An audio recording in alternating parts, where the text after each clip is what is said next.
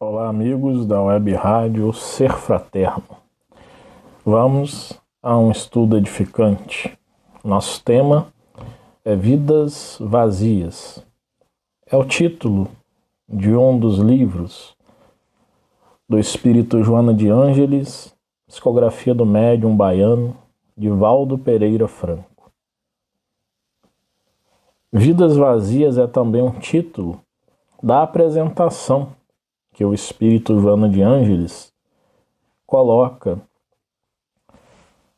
em seu livro. Vamos à leitura e a comentários de parágrafos que, quando assim nos for necessário, ao assim analisarmos, vamos comentar sobre. Iniciemos a leitura. Vidas vazias. Os estudos avançados do pensamento psicológico moderno conseguiram definir e estabelecer regras de significação a respeito do comportamento heterodoxo das criaturas humanas. Em razão do excesso de tecnologia e de liberdade moral que se assinala pelo fenômeno da libertinagem devastadora, o tempo anteriormente aplicado nos serviços de engrandecimento moral entra em choque com a volúpia dos prazeres, até a exaustão, enquanto devoram os pensamentos saudáveis. Navega-se com celeridade em ações mentais frívolas e perturbadoras, que resultaram em vidas vazias. Apesar da variedade infinita de ideias e atitudes de engrandecimento, o ser humano esvaziou-se dos desejos de servir, ficando em um estágio de preguiça mórbida, somente se interessando pelas sensações fortes. Aqui lemos 3 parágrafos, na verdade 4, né? 4 parágrafos.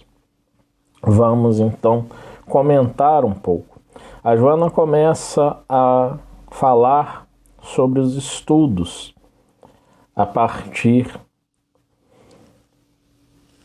desses estudos em que o avanço do pensamento psicológico moderno definiram, identificaram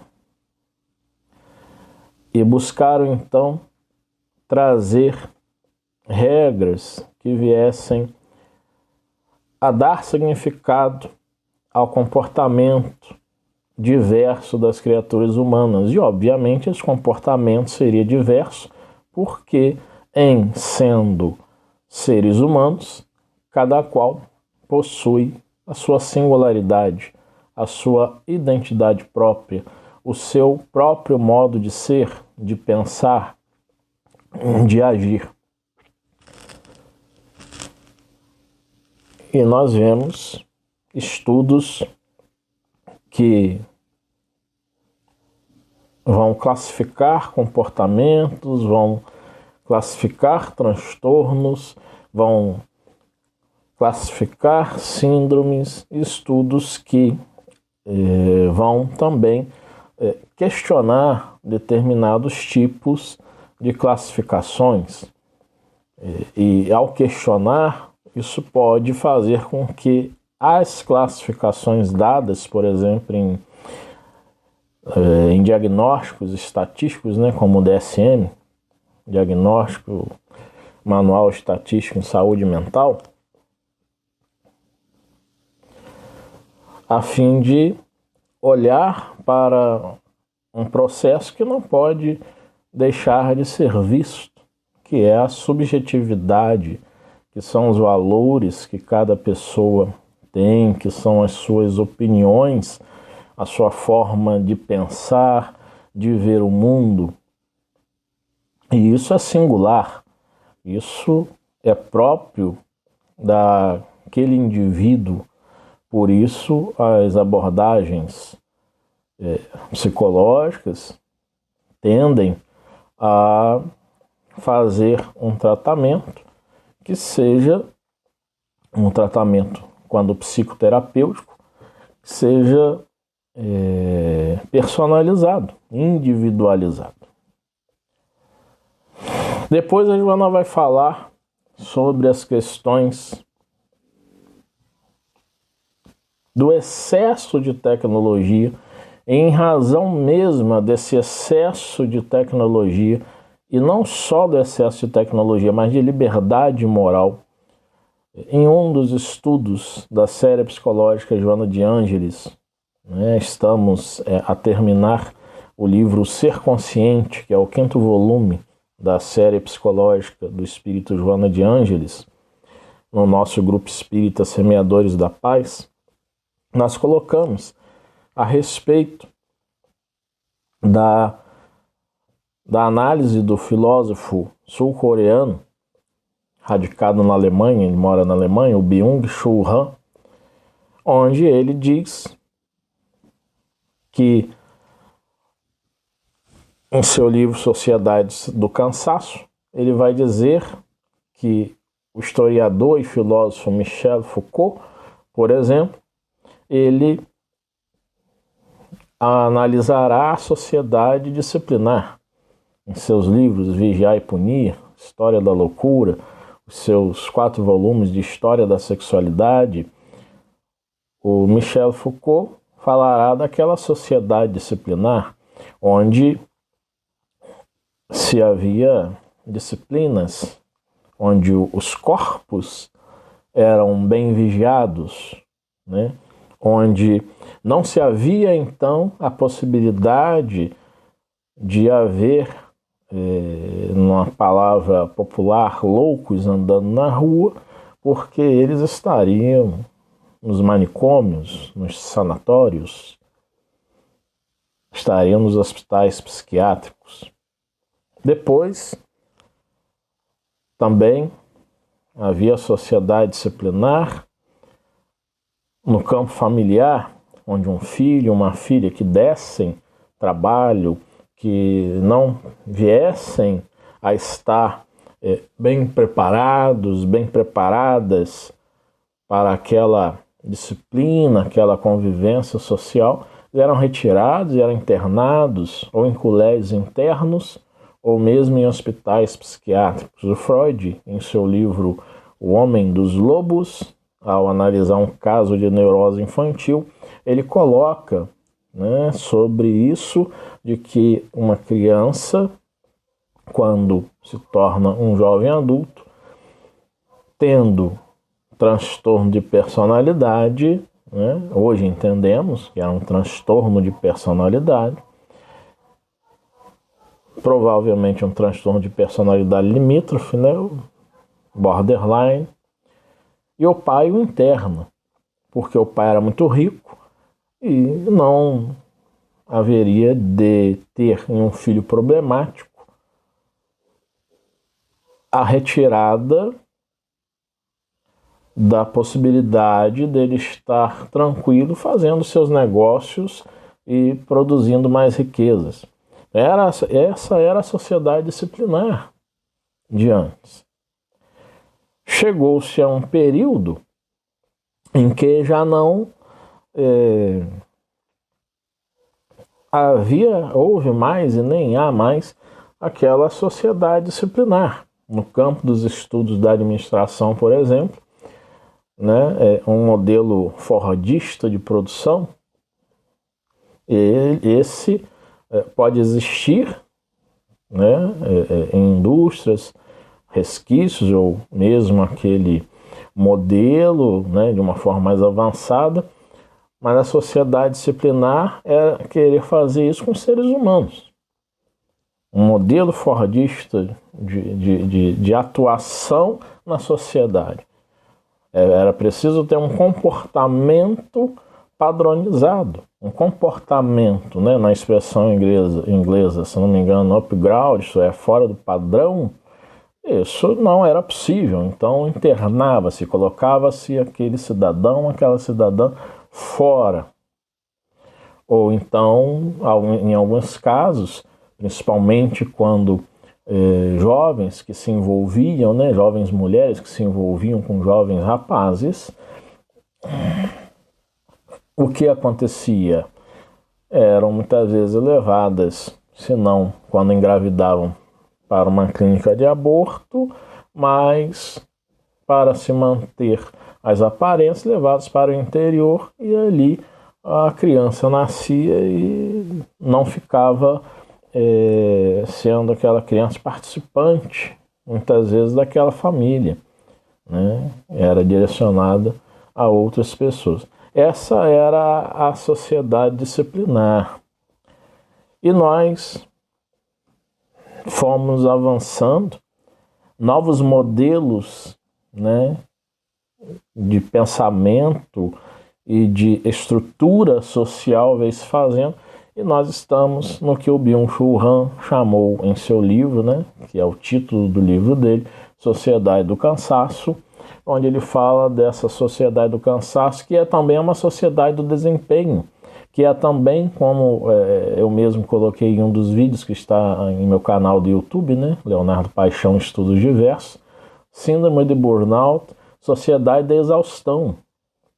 Nós vivemos essa sociedade da exaustão, essa sociedade que exige cada vez mais produtividade, onde o excesso de tecnologia, que a Joana de Ângeles fala, vem trazendo realmente dificuldades em relacionamentos, dificuldades para que a pessoa possa relacionar-se em um nível interpessoal de forma presencial e não virtual.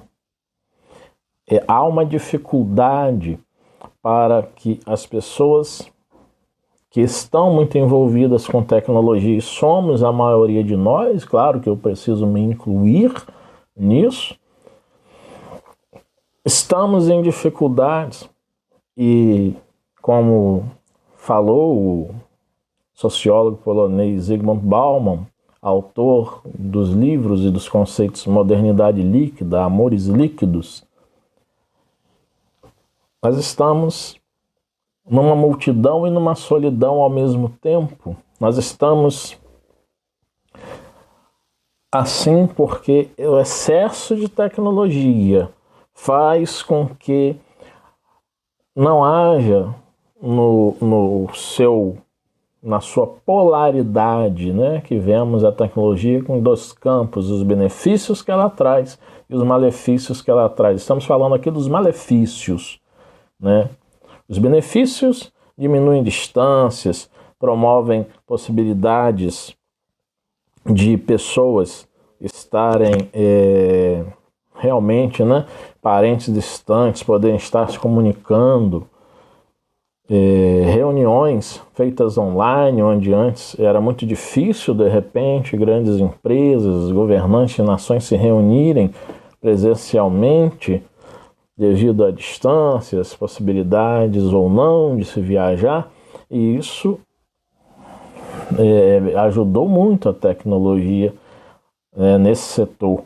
Porém, nos malefícios, parecem serem maiores os malefícios, né, do que os benefícios. Porque é o excesso de tecnologia que leva ao excesso de uso. E o excesso de uso que vai gerar também um excesso de consumo, um excesso de falsas necessidades, né? Eu preciso ter, por exemplo, eu estou realizando esse estudo e lendo o livro Vidas Vazias, do Espírito Joana de Ângeles, através do Kindle. Um e-reader, né? Um tablet especificamente para leitura de livros digitais. O meu é 10ª geração, mas a 11ª geração, a 10ª geração, a Amazon não está mais produzindo. Mas eu tenho realmente a necessidade de comprar o 11ª geração ou o Kindle Paperwhite? Eu tenho essa necessidade, eu preciso disso? Não. A 10ª geração está me servindo muito bem, ele está funcionando bem. No dia em que ele não mais funcionar, em que começar a ter falhas, enfim, se ele quebrar, aí sim, né, haverá de ser pensado se eu comprarei outro, porque é necessário ter o Kindle realmente. Tem uma questão que dentro do campo do consumo, livros de 50 a 70 reais físicos, né? No Kindle, livros eletrônicos saem às vezes num valor de 10, de 20. Encontramos até preços bem acessíveis, 99 centavos, 90 centavos, R$ 2,50, R$ 1,99, R$ 1,90. E é esse tipo de oferta que faz com que a gente pense, poxa, mas eu ia comprar um livro físico que vai me ocupar espaço, que é caro, e um livro eletrônico com uma bateria que dura dias, caso não se deixe conectado à internet, o Kindle, eu vou economizar espaço e vou ter ali acesso também a muitos outros livros gratuitos, né, em áreas as mais diversas que podem, claro, algumas delas serem de meu interesse. Então, olha só, nesse exemplo prático que eu estou dando, o excesso de tecnologia dentro do campo da literatura, do comércio, do mercado de livros, e realmente buscando nos fazer, né, entender que é uma necessidade. Mas se nós formos pensar racionalmente, eu posso economizar tempo e dinheiro, e tem vários livros com sites em que eu posso baixar na internet, desde, claro, respeitando a legislação de não reproduzir aquilo para comércio, venda, que como escritor tem que falar, né, dos direitos autorais do autor, né. Os meus livros espíritas, eles são gratuitos para baixar, como vocês sabem, mas livros físicos que eu já publiquei, obviamente, eles têm a característica, né, do direito autoral e são protegidos por uma lei do ano de 1996 que proíbe a sua reprodução, e se reproduzido e pega, né, a uma pessoa ou uma empresa que está reproduzindo sem autorização da editora, do autor, essas pessoas responderão. Mas vamos retornando então. A Joana fala desse excesso de tecnologia, e já falamos algo aqui, e ela fala também da liberdade moral, que se assinala pelo fenômeno da libertinagem devastadora. Então, olha só, a libertinagem devastadora tirou, então, um tempo que antes a Joana de Anjos está a falar, que era aplicado nos serviços onde a criatura mergulhava em si mesma para pensar sobre si, para fazer uma autorreflexão, para ela poder, então, ir cada vez mais se auto-percebendo e buscar melhorar-se, buscar ser uma pessoa melhor, no sentido de colocar ainda mais para fora as qualidades que ela tem. Só que nessa liberdade moral que tem a ver com excesso de tecnologia, já que sites pornográficos, palavras, né, torpes, palavras de baixo calão, filmes diversos com cenas picantes, né, estão aí presentes nos filmes, assim como o uso abusivo de drogas, né, lícitas, ilícitas, estão presentes nos filmes e como que sendo sempre um escape, uma fuga, ou aquela idealização da pessoa que mesmo sabendo que aquilo ali não venha a fazer bem, que tem aquele bem-estar naquele primeiro momento e que pode vir a causar consequência, a pessoa não está nem aí, que o negócio é gozar, o negócio é ter prazer, o negócio é viver, o negócio é estar realizando aquilo que me faz bem, aquilo que eu estou a gozar, a sentir em mim naquele momento. E isso é o que vai se colocar, né, para essa vida moderna, esse momento do mundo em que vivemos, que nessa sociedade do cansaço, né, para as pessoas estarem sempre produzindo, e produção não só no sentido de trabalho, mas produção no sentido de postagem em redes sociais, produção no sentido de que engajamentos você está tendo nas redes sociais, como está seu engajamento com suas postagens, os seus vídeos, as suas colocações, como que você está com isso, como que isso está sendo para você. E aí há uma pressão social e que a pessoa, para viver e numa exigência social de que a pessoa esteja sempre fazendo muita coisa, sempre num ritmo acelerado, né? E para a pessoa viver isso, ela faz o quê? Ela precisa então de um uso de alguma substância, né? Ela coloca que precisa, não é que ela precise realmente, mas para ela se dar conta, poder dar conta de estar mais tempo acordada, de estar alerta, então ela, ou então para ela poder relaxar, mas estar relaxando presente, né, com um grupo de amigos, né, tipo num bar para beber todas, ou numa festa, né, na celebração de aniversário, de casamento, enfim, uma festa que seja simplesmente aquela festa. Eu vou dar uma festa hoje.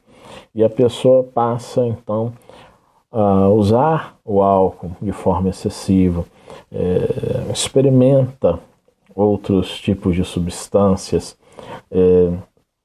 no campo aqui das festas, do lazer, estou falando, no campo do trabalho, a pessoa vai também buscar a realização do uso de determinados medicamentos que possam deixar alerta, como por exemplo, muitos estudantes de medicina, né, fazem uso de Ritalina para estarem, né, despertos, para poderem estar ali estudando, mas não só os estudantes de medicina, trabalhadores mesmo também fazem isso, né?